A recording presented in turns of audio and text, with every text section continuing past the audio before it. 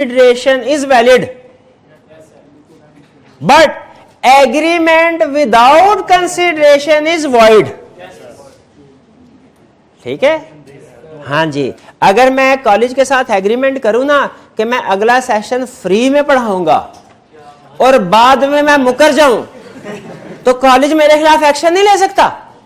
क्यों नहीं ले सकता? Agreement without consideration is void. लेकिन अगर मैं एग्रीमेंट करूं कि अगला सेशन 10 रुपए में पढ़ाऊंगा, ये एग्रीमेंट वैलिड है। लॉ ये नहीं कहेगा कि भाई इसमें तो फॉर एग्जांपल आपको अगला पूरा सेशन पढ़ाने के लिए 5 लाख रुपए लेने चाहिए थे, मार्केट रेट 5 लाख है, आप ये 10 रुपए ये सही नहीं एग्रीमेंट। लॉ ये नहीं कहेगा। लॉ कहेगा कंसीडरेशन चाहे थोड़ी है, कम है, कंसीडरेशन होना जरूरी है, उसका एडिक्वेट होना जरूरी नहीं है। एडिक्वेट और रीजनेबल एक ही है, बिल्कुल ठीक है। या इसे समटाइम कहते हैं मार्केट रेट, वो भी इसी का नाम है जी। 3 क्लियर? और तो कोई प्रॉब्लम नहीं? चलिए, लर्निंग ऑब्जेक्टिव 4 12 से 19। जी जी जी जी। क्या कंसीडरेशन कोई एक्सपीरियंशियल वैल्यू नहीं हो सकती?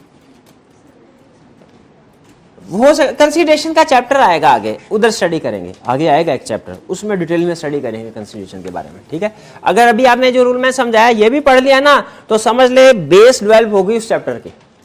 मकसद यही होता है कि अगले चैप्टर तक पहुंचते पहले थोड़ी थोड़ी बेसिस डेवलप हो जाए ना, तो हाँ बुनियाद बन जाए तो बिल्डिंग खड़ी करना आसान है। जी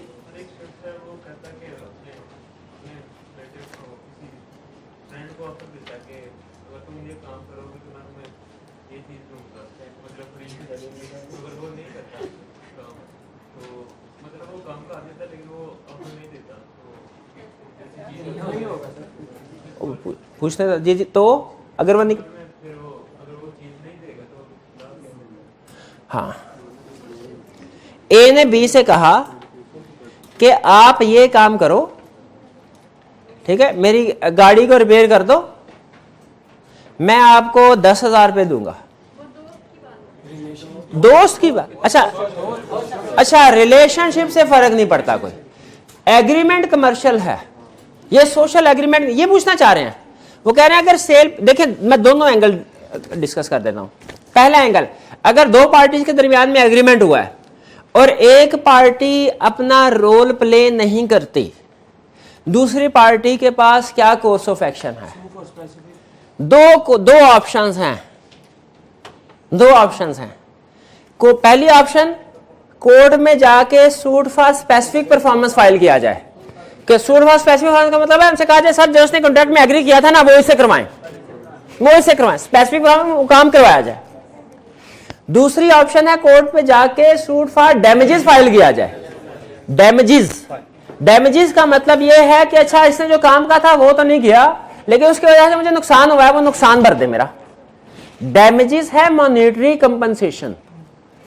suit for specific performance monetary compensation नहीं, इसमें मनी पे नहीं की जाएगी, बल्कि इसमें वो काम, मैं अगर अगले सेशन का एग्रीमेंट करके प्रिंसिपल मुकर जाता हूं, प्रिंसिपल साहब के पास दो ऑप्शन है। पहली ऑप्शन क्या है? Suit for specific performance. Specific performance का मतलब क्या है? कोर्ट मुझे ऑर्डर करेगी आप जाके पढ़ाएं। और सूट फॉर डैमेजेस का मतलब क्या है? कोर्ट की इच्छा नहीं पढ़ाना ना पढ़ाएं, लेकिन प्रिंसिपल साहब को जो नुकसान हुआ है ना वो पैसे अदा कर दें।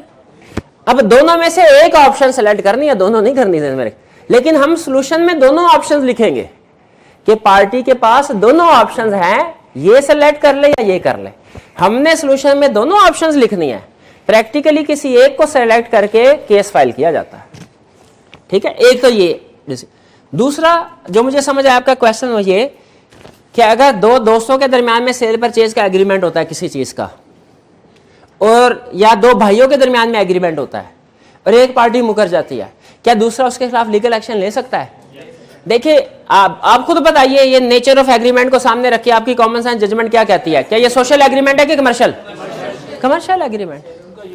ठीक है, सेल परचेज के एग्रीमेंट हमेशा कमर्शियल होते हैं, तो इस पे एक भाई दूसरे भाई के खिलाफ भी एक्शन ले सकता है। इसका मतलब यह हुआ कि एग्रीमेंट सोशल है कि कमर्शियल, आपने ये रिलेशनशिप पे डिसाइड नहीं करना, ये नेचर ऑफ एग्रीमेंट पे डिसाइड होगा।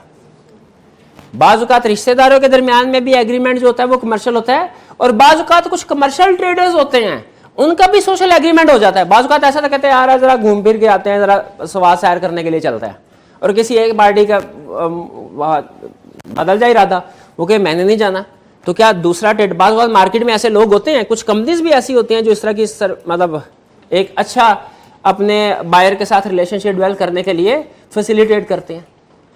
तो सोशल है कि कमर्शियल, ये रिलेशनशिप से नहीं बल्कि नेचर ऑफ द एग्रीमेंट से हमने डिसीजन करना होता है। ठीक है जी, और कोई क्वेश्चन?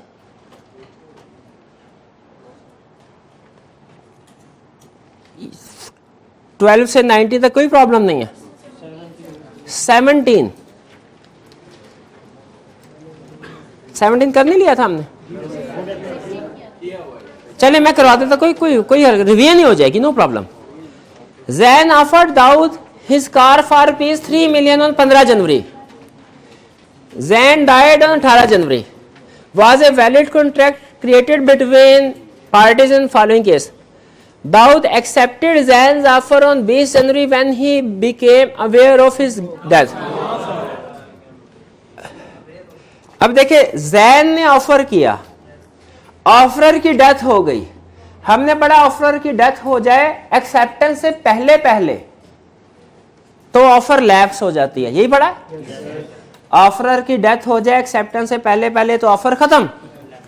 पहले वाले केस में वो कह रहा है कि जब उसे पता चला दाऊद को तो उसने एक्सेप्ट किया, जब डेथ का पता चल गया। इसका मतलब है जब एट टाइम ऑफ डेथ उसने ऑफर एक्सेप्ट नहीं की थी। अगर ऑफर एक्सेप्ट नहीं की थी तो इसका मतलब है जैसे ही डेथ हुई वो लैप्स हो गई, ऑफर लैप्स हो गई थी। ठीक है। अब B Dawood accepted Zain's offer on 20 January in ignorance of the fact of Zain's death. अब डेथ हुई बिफोर, लेकिन उसे पता नहीं था ना, ठीक है, उसे कम्युनिकेट नहीं हुआ। तो अब इसका मतलब है अब उसने जो एक्सेप्टेंस की दी तो क्या उस वक्त ऑफर लैप्स हुई थी? इसका मतलब है जब ऑफर की डेथ होगी और ऑफरी को पता चल जाएगा तब ऑफर लैप्स होगी। ऑफर की डेथ होगी, ऑफरी को पता चलेगा तब डेथ होगी। सॉरी, मैं ध्यान थोड़ा सा कभी कभी इधर उधर निकल जाता हूं। ऑफर की डेथ होगी और ऑफरी को पता चलेगा तो ऑफर लैप्स होगी। ठीक है, मैं ये देखना चाह रहा था ये कंसेप्ट इधर लिखा हुआ है कि नहीं, नहीं लिखा तो मैं ऐड कर दूं। चलिए, लिखा हुआ है offer lapses when offeree knows about death और इंसैनिटी। जी, question number 15। Maria applied for shares of a company in June, but allotment was made in November. Maria refused to accept the shares.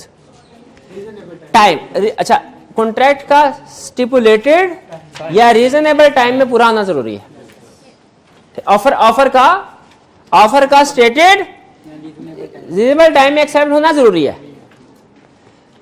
इसमें stated time तो कोई नहीं है कि agree क्या हुआ था कब तक शेयर करना है।